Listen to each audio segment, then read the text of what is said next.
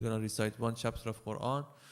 And at 7:30, inshallah, we're going to have a speech over a speaker for the first 2 weeks.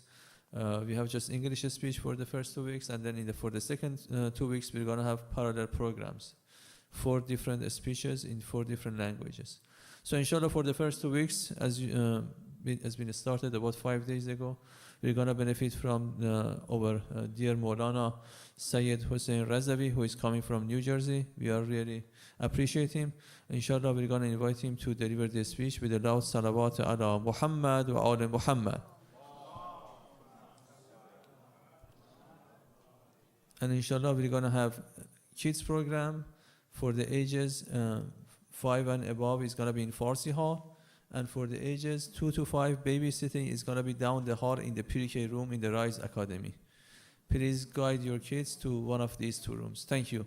Say loud salawat, please.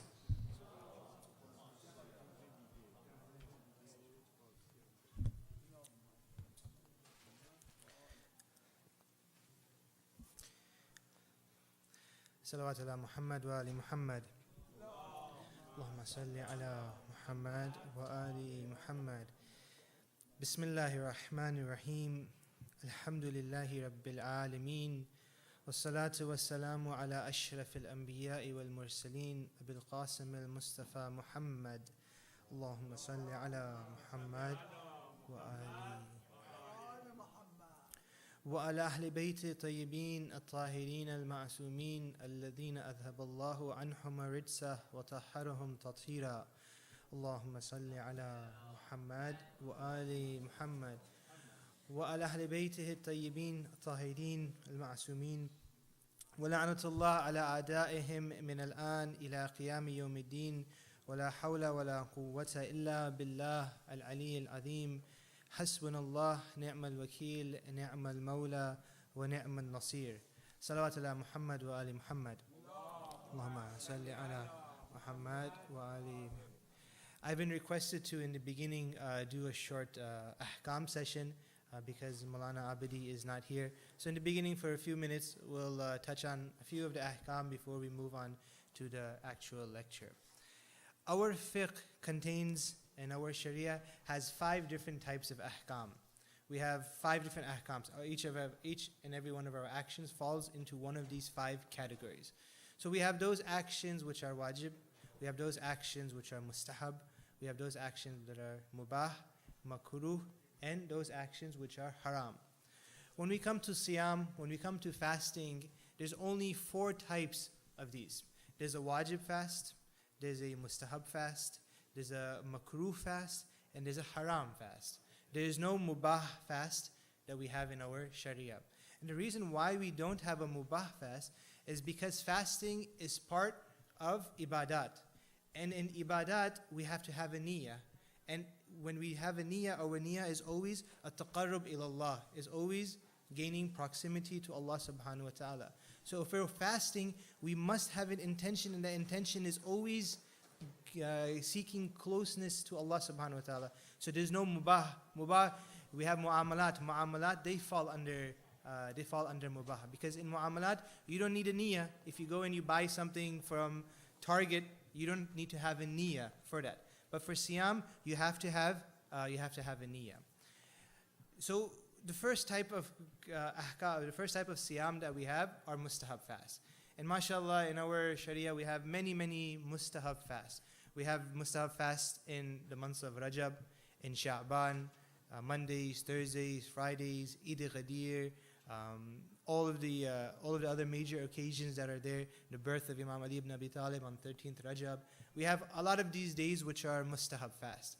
However, just a point to mention here, that we cannot do mustahab fast before we complete all our wajib fasts. So if we have a wajib fast that we have to make up, either because in Ramadan we missed a fast, or there's kafarat, or there's another type of wajib fast which I'm going to mention, we cannot do those mustahab fasts until we first complete our wajib fast, our qada fast or kafarat or whatever it may be.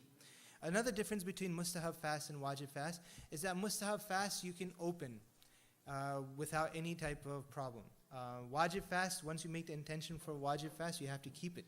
So for example, if someone is doing a mustahab fast and another person calls them to eat, it's recommended that they don't tell the person that they're fasting and that they go and they open their fast with that person. There's a bab in Wasa'il al-Shia that's called Bab Istihbab Iftar al-Mu'min, or Iftar al-Sa'im, a person who's a Sa'im, if he's doing a mustahab fast, that it's recommended that they open their fast. But you can only do mustahab fast once you complete all of your wajib fast. So the first one, mustahab fast.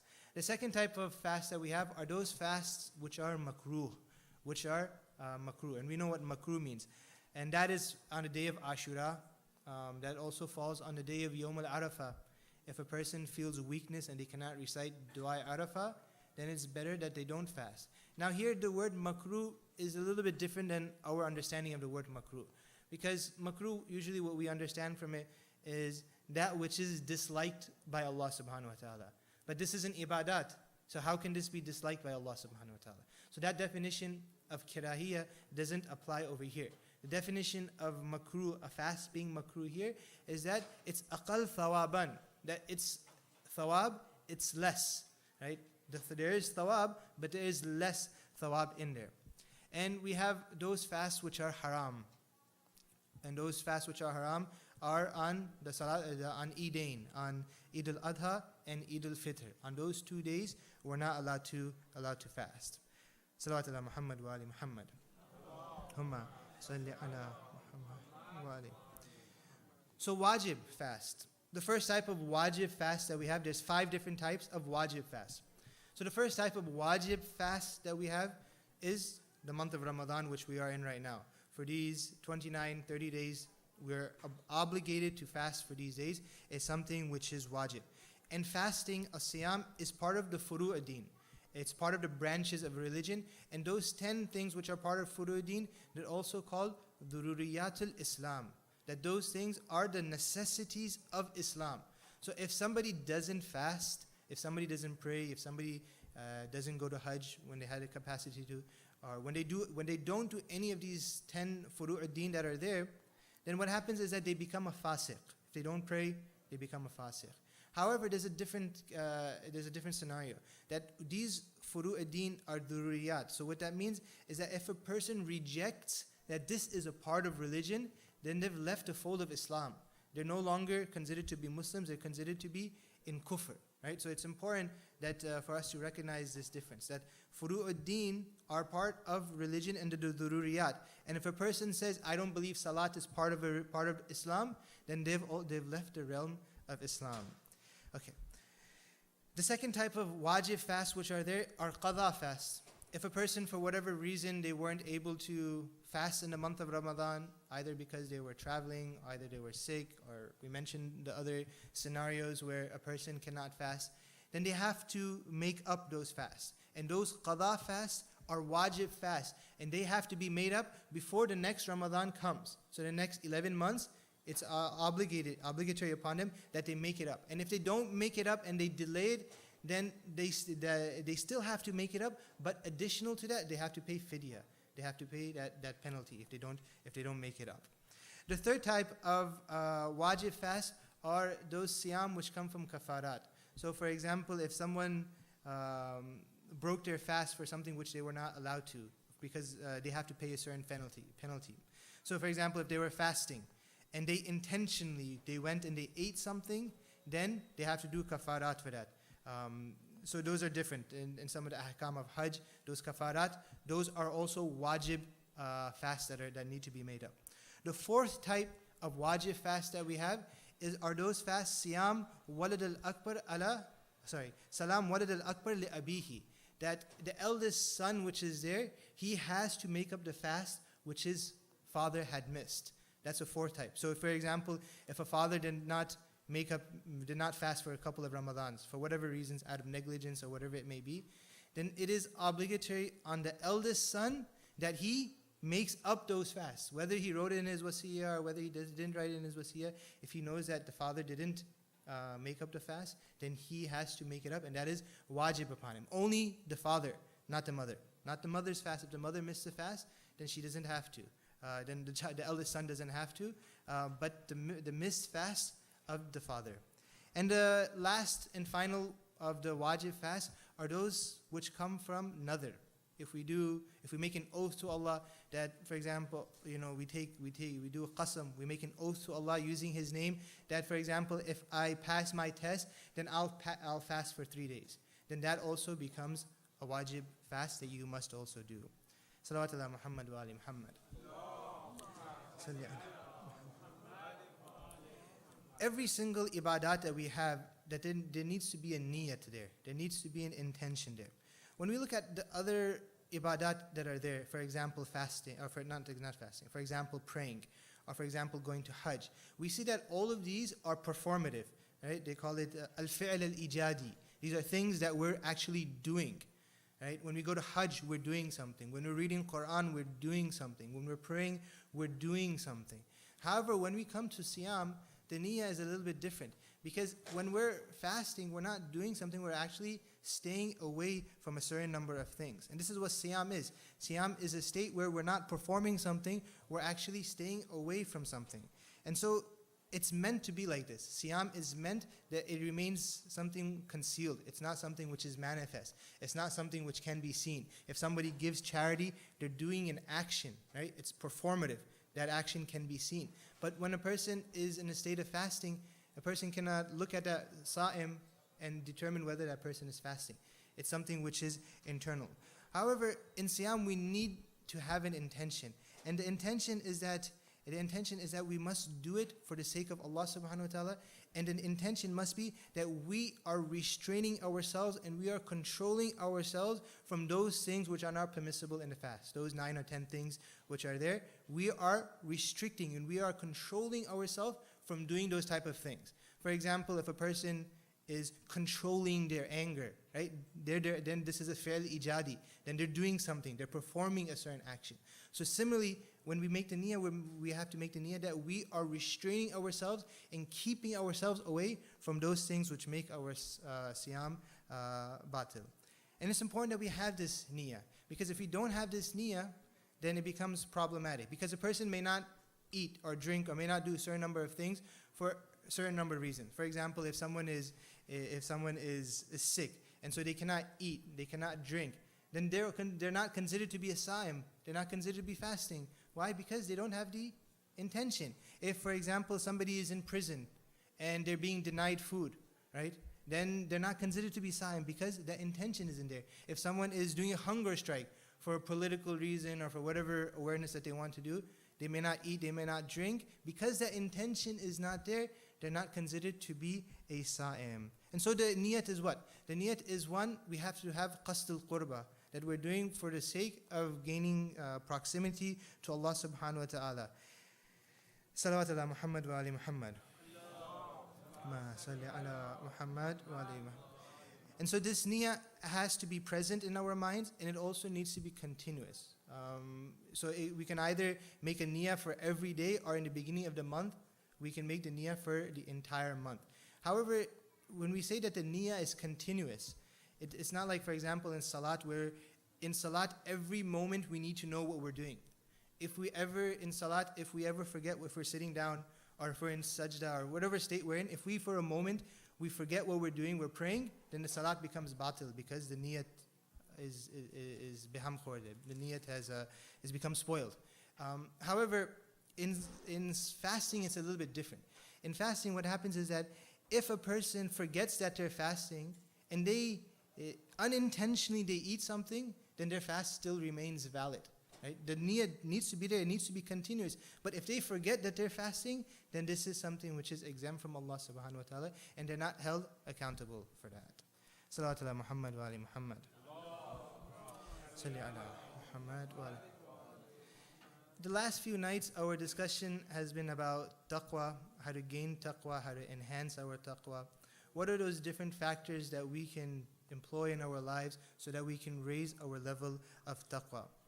Another factor which our taqwa is contingent upon is regarding the fulfillment of other people's rights which are upon us.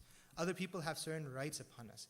If we're able to better fulfill those rights, then our level of taqwa goes up. So for example, our parents have certain rights over us. Our children have certain rights over us. Our spouses have certain rights over us. The mu'mineen have certain rights over us. The better we're able to perform these rights which are placed upon us, that directly affects the level of our taqwa. And so, when we look at the number of rights which we have upon us, we see that the most number of rights are from our family members. And so, the way that we deal with our family members, the way that we deal with our loved ones, the way we interact with them, the way that we speak with them is something which directly impacts our level of taqwa. We find that what happens a lot of time is that people, when they're among mu'mineen, when they're among other believers, they tend to be very kind. They tend to be very affectionate. They tend to show their nice side. They're smiling, they're joking, they're doing these things.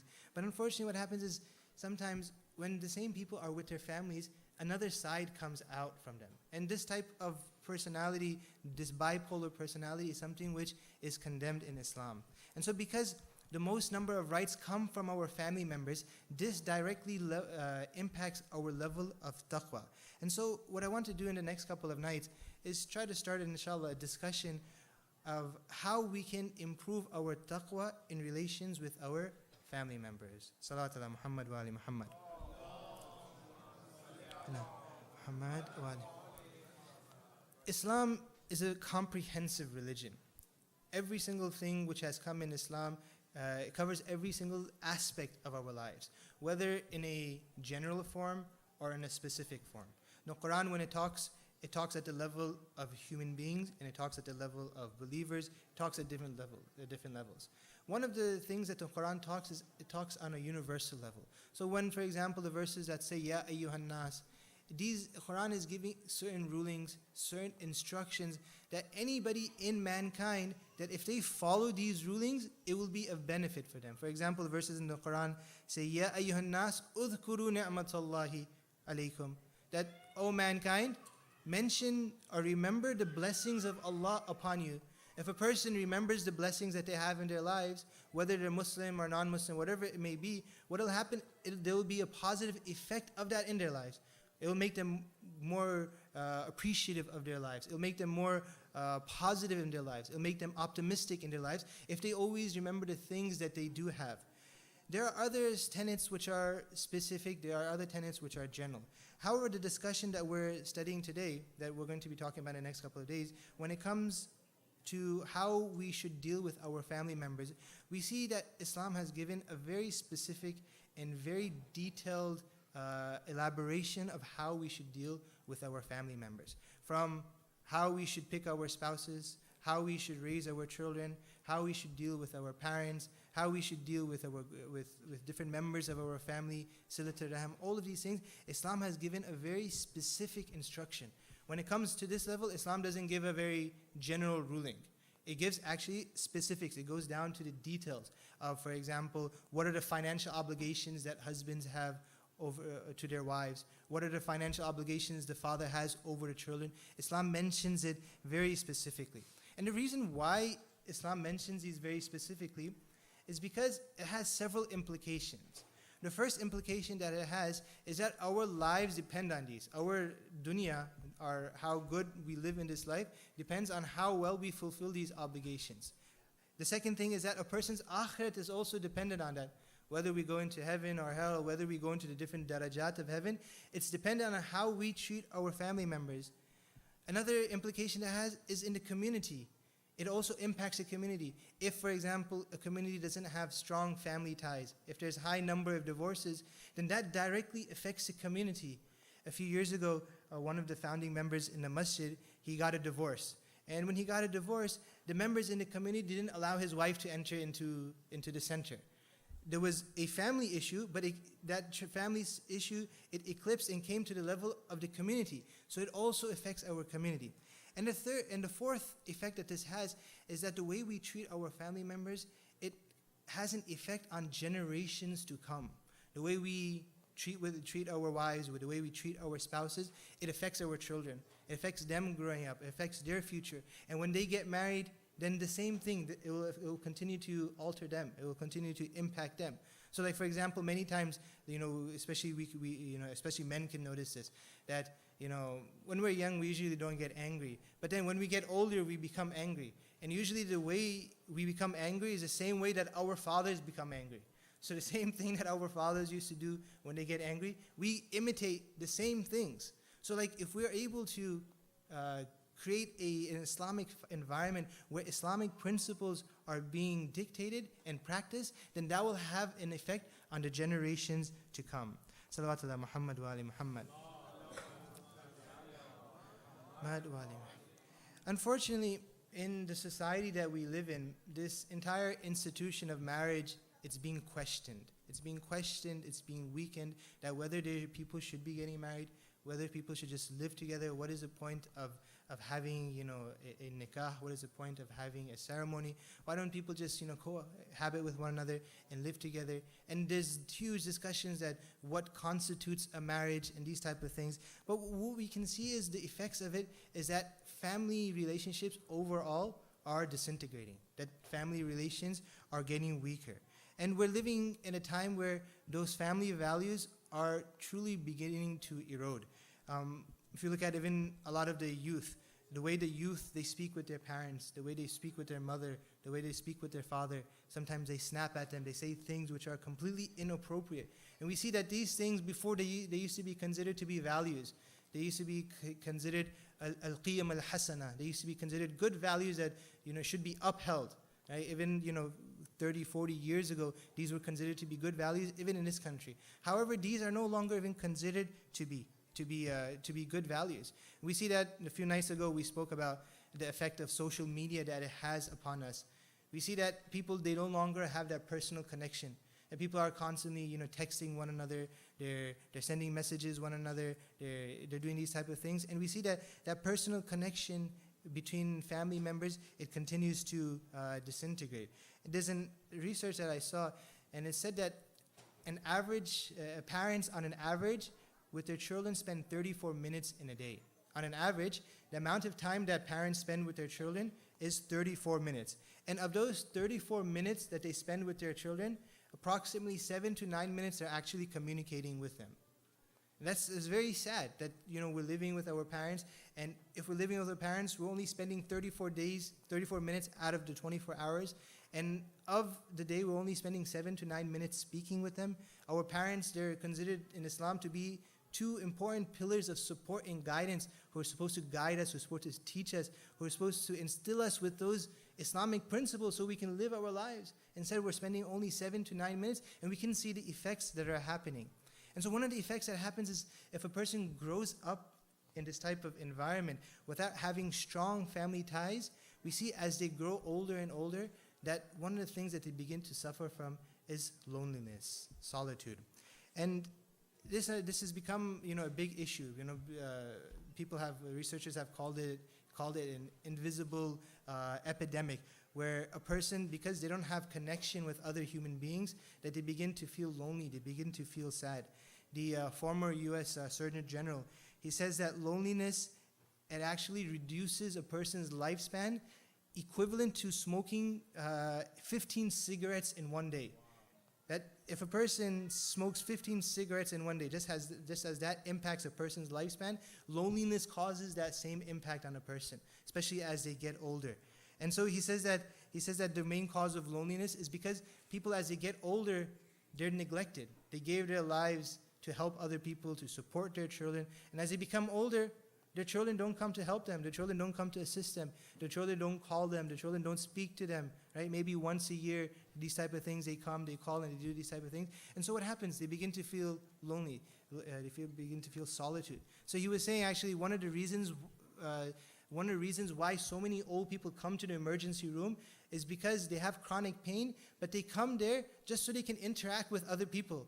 That they come to the emergency room and they get admitted for a day or two, and they're able to interact with the different nurses and the different employees of the hospital. So they're able to reduce that amount of loneliness. And in this article which he wrote in Harvard Business Review, he says that the loneliness is associated with a greater risk of cardiovascular disease, dementia, depression, and anxiety.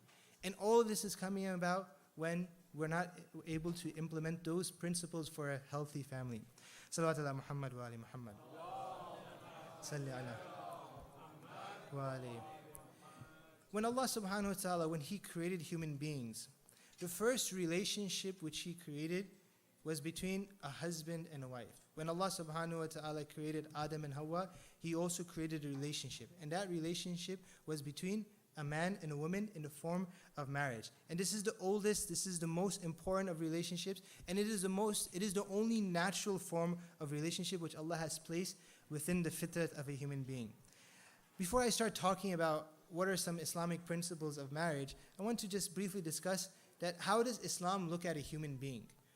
In what way does Islam look at a human being? Human beings, all of us, were composed of two different aspects in our lives. And these two aspects that we have in our lives, these two dimensions that we have, they're intertwined with one another. They cannot be separated. And they are not separated until we die. The first aspect and the first dimension which we human beings have is what is called the ana al-malukutiyya. That the ana of malukutiyya, which is this divine aspect or this divine aspect of our creation, which we are inclined towards Allah subhanahu wa ta'ala.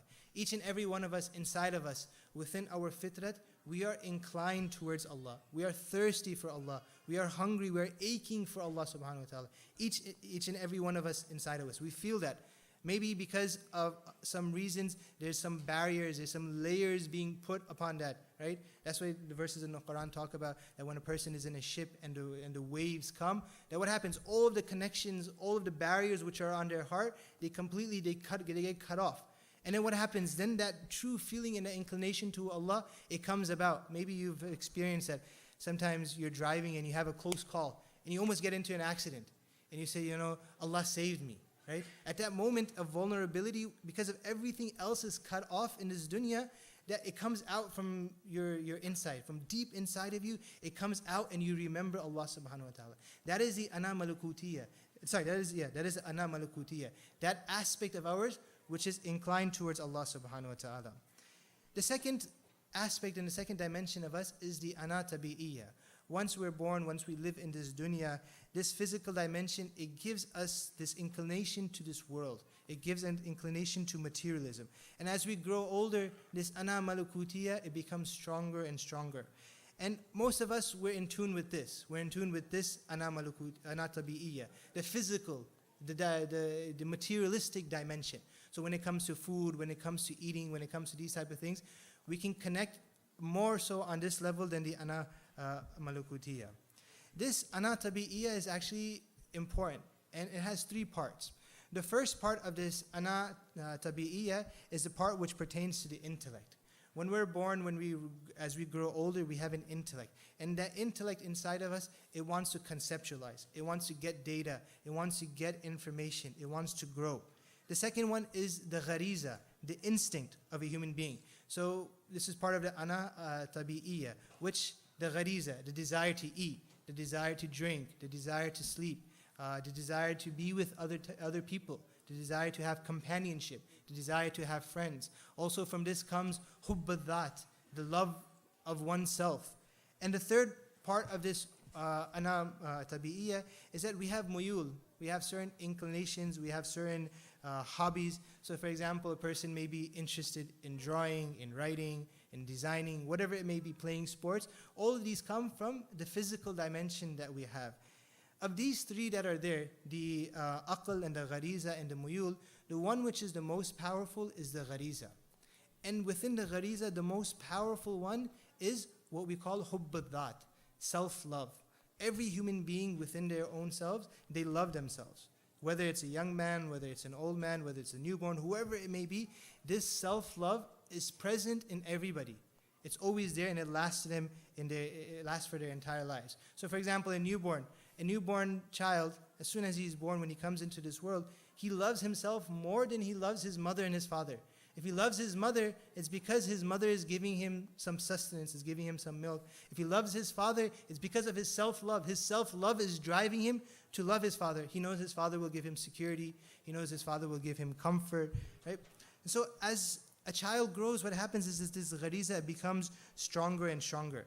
And this ghariza is there. It's present inside of everybody. And we know it because we see that children, they're very self-aware of themselves. You see a child, looking in the mirror, a child making sure that they're clean, that they're not dirty. They know, they're aware of this. Why? Because it comes from hubb al-dhat. It comes from that self-love which is there. Salawat ala Muhammad wa ali Muhammad. Ma salli ala Muhammad wa ali Muhammad.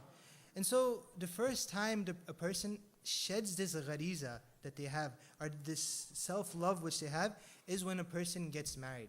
Because what happens is that when a person gets married, there was a shell which was surrounding them their entire lives. Now when they get married, that shell is being threatened. That shell, it has to expand. That shell has something else which is there. Because before a person gets married, they only care for themselves, right? They can do whatever they want. They eat when they want, they drink when they want, they sleep when they want, they can go do whatever they want. They're not restricted with that. But once they get married, now there's another person which is there.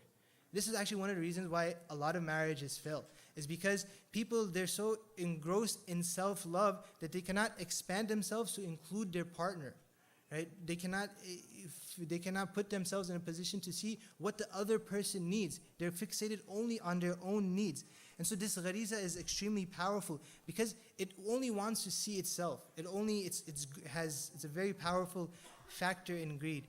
Can I please ask the sisters to keep quiet a little? Inshallah, the speech will be ending soon. If you'd like to speak, then I'd ask you to please step outside of the hall. Salat ala Muhammad wa ali Muhammad. Salli ala Muhammad wa ali. And this is where Islam comes, and Islam very, very explicitly says that marriage is not two individuals. Actually, marriage is when is an expansion of your own self. This shell which you have, it's breaking and you're making a new shell where two separate souls come to form one entity.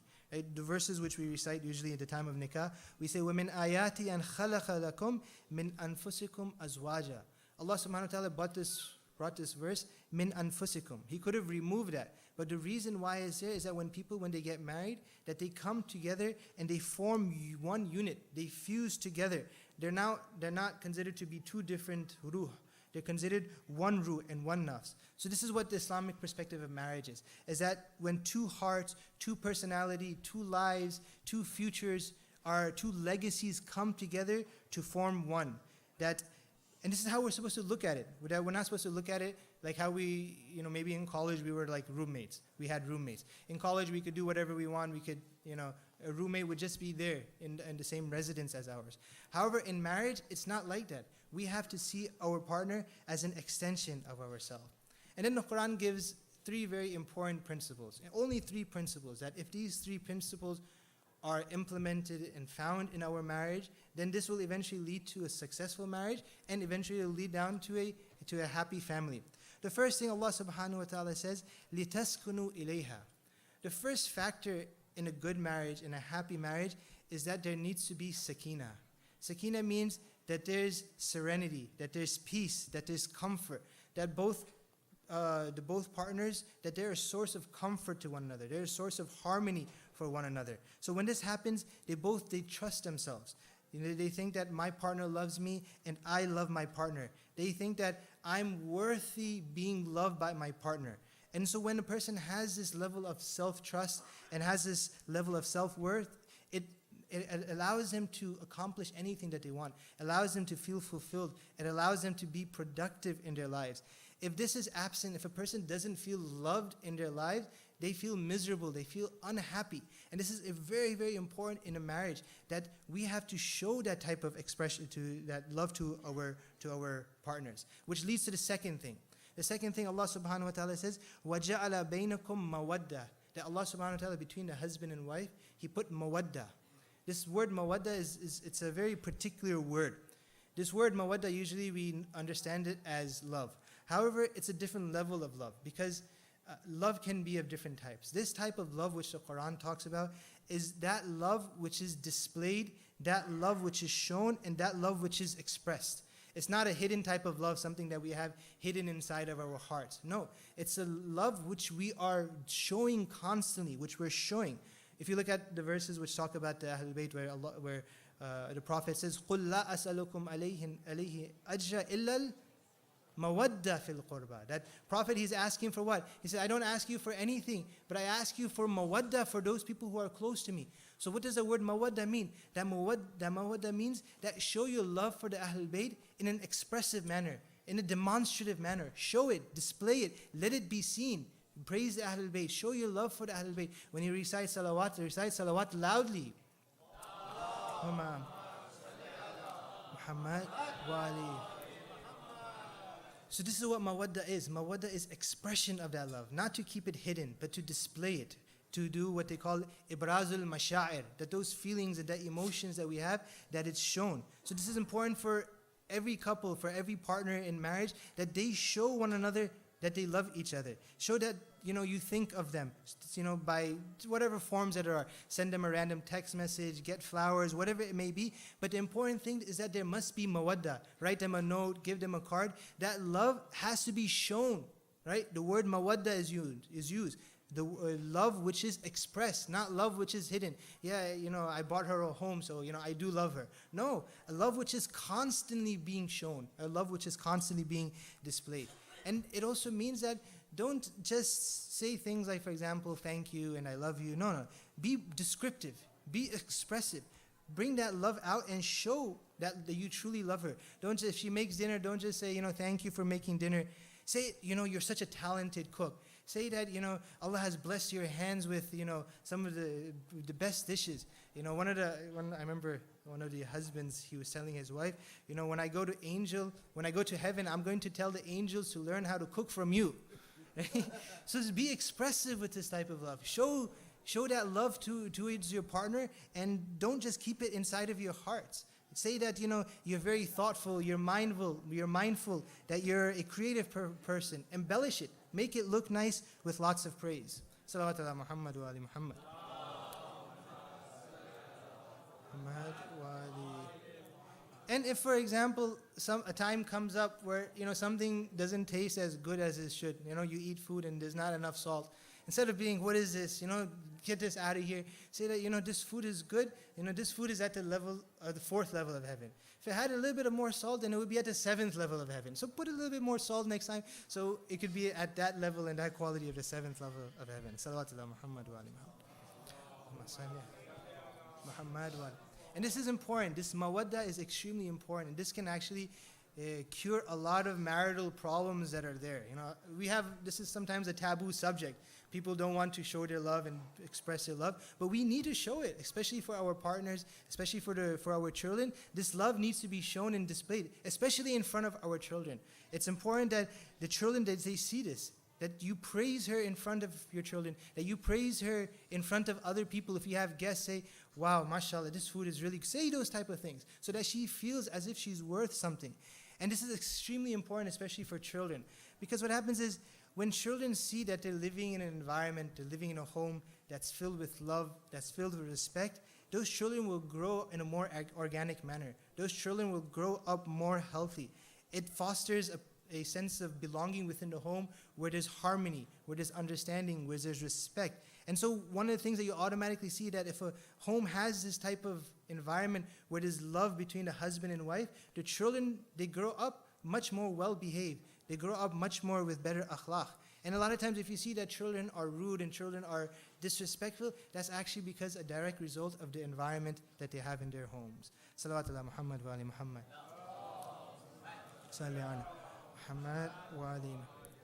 The third thing that Allah subhanahu wa ta'ala says that needs to be in a marriage, there needs to be rahmah. Rahmah means mercy and affection. How do we have mercy and affection to our partners, to our spouses? We look at them as a part of us. We don't look at our partners as a different entity, as somebody else, as somebody who's separate from us. So if our spouse is sick, we don't say she's sick. We say we're sick. We're not doing well. If she's not feeling well, don't say that she's not doing well. If she has a certain problem, don't say she has a problem. Say we have a problem. Whatever challenges you have, see it as one unit and see how you can tackle it as one unit. Don't separate yourself into two different entities, like roommates living in a room, in a house. No, see yourselves as one unit who are working towards one direction. And whatever those boundaries are, break those boundaries break those boundaries down. Don't see yourself as two separate entities. And so these three things are the most important things that the Quranic prescription for a healthy marriage. There's a companion of the Prophet by the name of Sa'd ibn Mu'adh, and he was one of the famous companions of the Prophet. And he wasn't an ordinary companion of the Prophet. He was actually a leader of his tribe, and when he had become Muslim, many of his tribesmen also became Muslim with him. And he participated with the Prophet in many different battles, and he became injured with the Prophet in those battles. In one of the battles, the Prophet himself assigned him as a flag bearer, someone to carry the flag of Islam. And he was with him in the battle of Badr and Uhud. In the battle of Uhud, when all the other Muslims abandoned him, Sa'd ibn Mu'adh was one of those companions who stayed strong, and he didn't leave and he didn't abandon the Prophet. Prophet, in many different engagements, he appointed him as a negotiator, as an arbitrator. So he's not your typical Sahabi. He's somebody at quite a high level and rank. He sacrificed a lot for Islam. Please recite Salawat ala Muhammad wa ali Muhammad. Salli ala Muhammad wa ali. It is narrated from a hadith from Imam al-Sadiq where he says that lamma mat, when Sa'd ibn Mu'adh, when he passed away, shayya'uhu sab'una alf malak, that 70,000 angels came and participated in his tashiyya janazah. فَقَامَ رَسُولُ اللَّهِ صَلَّى اللَّهُ عَلَيْهِ وَآلِهِ عَلَىٰ قَبْرِهِ. And the Prophet stood at his grave, he prayed the salat, and he did all of the mustahab actions that are done for those people who have left this world. So his mother, who was there, saw this, and she said that hani'an laka ya Sa'd wa karama. She said, wow, Sa'd, you're a very lucky and fortunate person, to the extent that it gave this message that Sa'd was going to heaven, that Sa'd was going directly to heaven. And this is where Rasulullah, where he said, وَمِثْلْ Sa'd يَضُمْ, that somebody like Sa'd is under fishar, is under pressure, is under tension in his grave. Somebody who's at this level of done this much sacrifice, someone who sacrificed for Islam, someone who was a casualty, someone who, because of him, how many hundreds of people entered into Islam. The Prophet, after burying him, he says, "Mithl Sa'd yadhum," that somebody like Sa'd is under the pressure of the grave.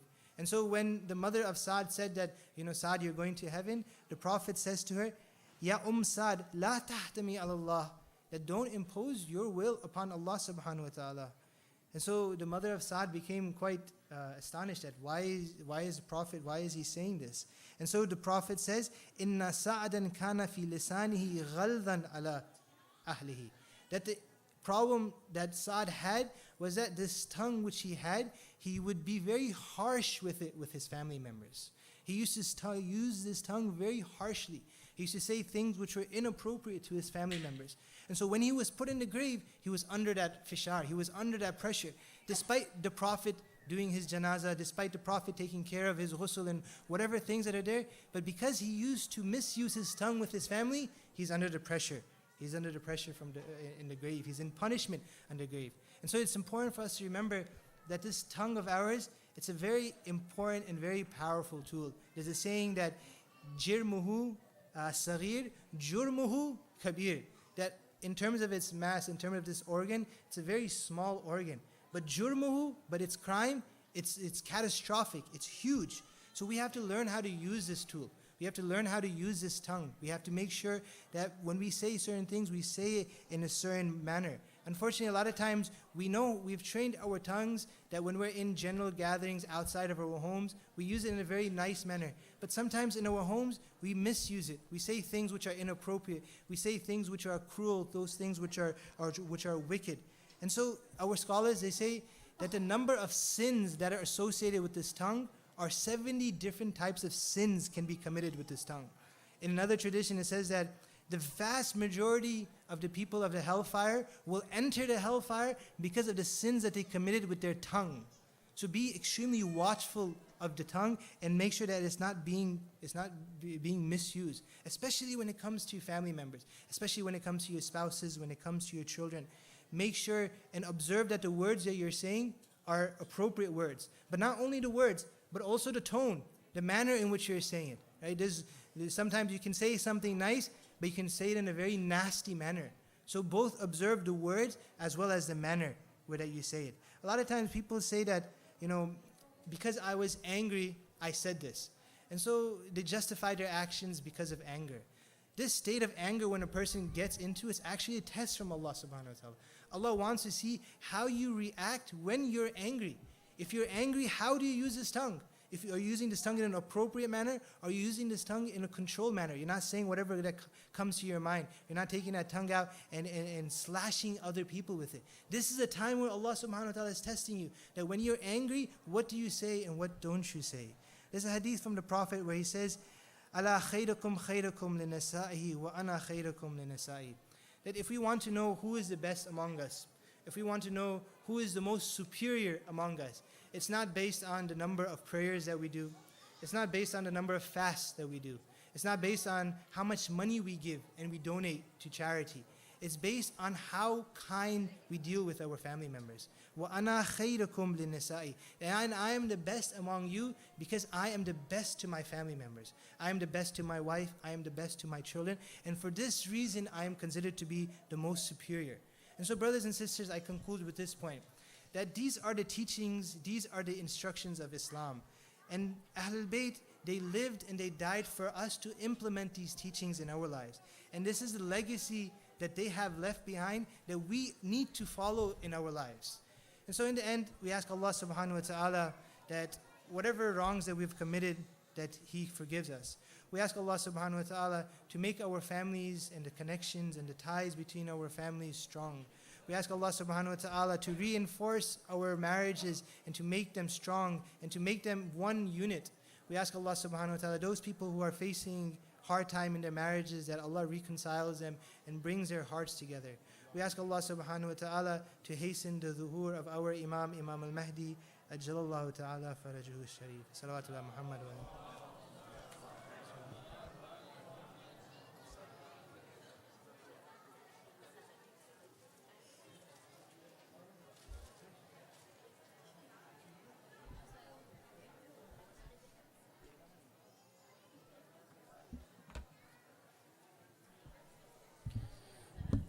Assalamu alaikum, everyone. Thank you, Maulana Sayyid Hussein, for your lecture. Inshallah, we all get a chance to fully attend, and as the nights go on, continue to grow from the lectures that build on top of one another. The daily schedule for the events that happen, this is the general schedule, and I'll go into if any changes occur. At 6:30 p.m., we start with the recitation of the Holy Quran. At 7:30, the lecture begins. At the same time as the children's program and the babysitting program that occurs. The children's program occurs in the ladies' side of the Farsi hall. The babysitting program begins in the babysitting room down the hallway. So please do take your children there. If your children are here and they're running around, they're not getting what they could. Volunteers work very hard to put together some additional activities and things for them. So please do take your children there or keep them with you here. We don't want to have them lost or anything else to happen. As you know, we had the security discussion yesterday. And after that, the salat starts at 8:20, 8:45 dinner, and dua iftitah at 9:45. Tomorrow, as a heads up that there is a change to what will be occurring during the lecture time, we actually are going to have a health awareness night. So during the time of the lecture, there's going to be a doctor's panel that comes up here on stage and talks through some of the important issues of health facing our community. It's going to be a great event. And after Dua Iftitah, there's going to be a question and answer session. After Dua Iftitah, there's going to be a question and answer session for that doctor's panel. So inshallah, please do come, and we look forward to that happening. As you may have noticed on the schedule, there was a game night for tonight that's been postponed till next week. We're going to have 2 nights as sports nights for the community.